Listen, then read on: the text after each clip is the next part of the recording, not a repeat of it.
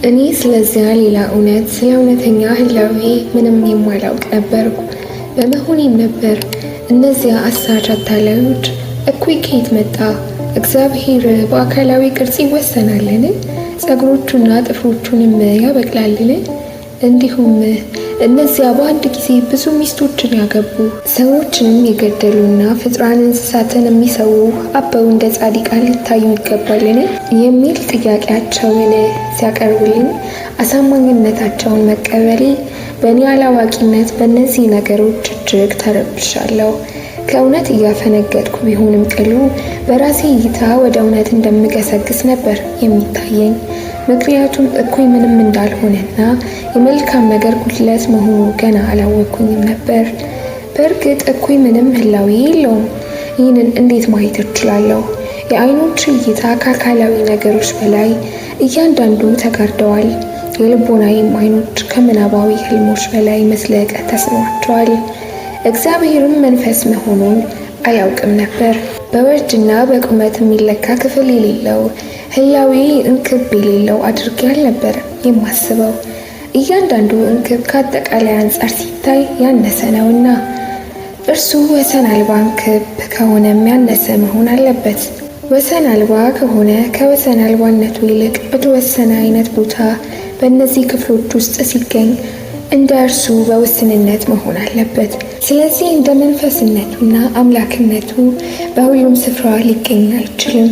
ምክንያቱም በእኛ ውስጥ እግዚአብሔርን ስለምንመስልበት መርህ ምንነትና በትክክልም በቅዱስ መጽሐፍ ላይ በተነገረው በእግዚአብሔር መልክ ስለመፈጠራችን ፈጽሞ አላዋቂ ነበርኩ።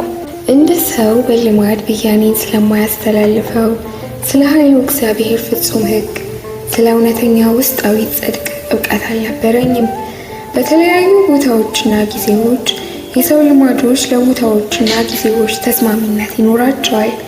ሕጉ በራሱ አንድ እንጂ ሁልጊዜና በየትም ስፍራ በአንድ ቦታ ሌላ በሌላውም ሌላ አይሆንም። አብርሃም፣ ይስሐቅ፣ ሙሴና ዳዊት ሌሎችን በእግዚአብሔር ቃል የታዘዙ ሁሉ ጻድቃን ነበሩ። ነገር ግን በራሳቸው ልማድ በጠባብ ስርዓት አስተውሎት በጎደለው ፍርድ የመላውን የሰው ዘር ልማዶች በብያኔ በሚፈርጁ ሰዎች የተሳሳቱ ተደርገዋል። ይህም የትኛው ክፍል ከየትኛው አካል ክፍሉ ጋር እንደሚሄድ ሳያውቅ ገንባሌውን ራሱ ላይ ቁሉንም ቅልጥሙ ላይ አድርጎ ስላልተስማማው እንደሚያጉረመርም መሳሪያን የታጠቀ ሰው ይመስላል። ወይም በሆነ የበዓል ቀን የከሰዓት በኋላ ስራ ሲታገድ በሌሊት መስራት ለእርሱ ህጋዊ መብቱ ቢሆንም ያ ፈቃድ ስላልተነገረው ሲያጉረመርም እንደሚገኝ ሰው ነው። በቀድሞ ዘመን በጻድቃን የተፈጸመ ዛሬ ግን ተፈጻሚነት የሌለው ነገር እንደ ህግ በመቁጠር መታገስ ያቃታቸው ሰዎች ጉዳይ ይህንን ይመስላል። ወይም እግዚአብሔር ለተወሰነ ጊዜያዊ ምክንያት ያኔ ለእነርሱ አንድ ነገር ዛሬ ለነዚህ ሌላ አዟል። ይሁን እንጂ ሁለቱም ተመሳሳይና ትክክለኛ ፈቃድን እንደማገልገል ነው።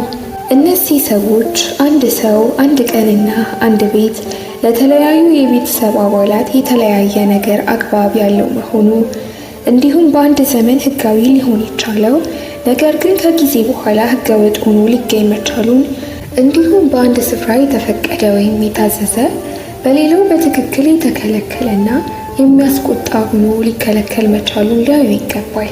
እንግዲያውስ ትክክለኛ ፍርድ የተለያየችና ተለዋዋጭ ናትን? አይደለችም። ነገር ግን የምትገዛባቸው ጊዜያት ሁሉም የሚመሳሰሉ አይደሉም፣ ምክንያቱም ጊዜ ናቸውና። ቢሆንም ቅሉ ሰዎች ምንም የህይወት ተሞክሮ ባይኖራቸው ተሞክሮ ካላቸው ጋር እነርሱን በማነጻጸር ተገቢ የሆነውን ነገር በዝግጁነት ማየት አይችሉም። በተጨማሪም በአንድና በተመሳሳይ አካል ወይም ቀን ወይም ቤተሰብ ለእያንዳንዱ የቤተሰብ አባላት ወቅት፣ ክፍልና ሰው ምንም ያህል ሊለያይ ቢችልም እንደዚሁ አያስተውሉም። ምክንያቱም በምድር ላይ ዘመናቸው ጥቂት ናትና በራሳቸው ማስተዋል የቀድሞውን ዘመንና የሌላውን ትውልድ መንስኤያት አስተባብረው ልብ ማድረግ አይችሉም። አንዱን ክስተት በሌላ መልክ ሲያዩ ሌላውን ግን ይቀበላሉ። እነዚህን ነገሮች እንግዲህ አላውቋቸውም፣ ካልሆነም አልመረመርኳቸውም። በየስፍራው ያጋጥሙኛል፣ አልተመለከትኳቸውም። ግጥም እደረድራለሁ። ነገር ግን በሐረግ ሲለካ አንድ መንገድ በሌላውም ልከታ ሲታይ ሌላ መንገድ መሆን ይገባው ነበር። ቤት መምቻዎቹን እንዲያው በየስፍራቸው ለማድረግ ነፃ አልነበርኩም። ካልሆነም በየትኛውም ቤት ተመሳሳይ መምቻ በሁሉም ሐረጎች እንዲኖር አይፈቀድም ነበር። እነዚህን የማቀናበርበት ኪነ ጥበብ ግን ለልዩ ልዩ ጉዳዮች የሚስማሙ ልዩ ልዩ መርሆች አልነበሩትም። ከመነሻ እስከ ፍጻሜ ተመሳሳይ ሕግ ነበረው። አሁንም ቢሆን ሲበዛ እጅግ በላቀና ልብን በሚማርክ መንገድ በየትኛውም ክፍል በማይለያይ ሆኖም በተለያዩ ጊዜያት ሁሉንም ነገር በአንድ ጊዜ የማይዝ ነገር ግን እያንዳንዱ ተገቢ የሆነ የደረሰውና የኖረበት መልካምና ቅዱስ ሰዎች በተገዙለት በዚያ ትክክለኛነት የሚንቀሳቀስ እግዚአብሔር ያዘዘው ወደ አንድ የግብረ ገብ ስርዓት እንዴት እንደተሰበሰበ አልታየኝም። እኔ ታውሬ ያለው እነዚያን ቀናይን አበው እግዚአብሔር ያሁኑን ነገሮች እንዲያደርጉ ባዘዛቸው ባነሳሳቸው መሰረት ስላከናወኑ ብቻ ሳይሆን በተጨማሪም እግዚአብሔር ለእነርሱ እንደገለጠላቸው የመጪውን ነገሮች ጥላም በማሳየታቸው ወቅሻቸዋለሁ።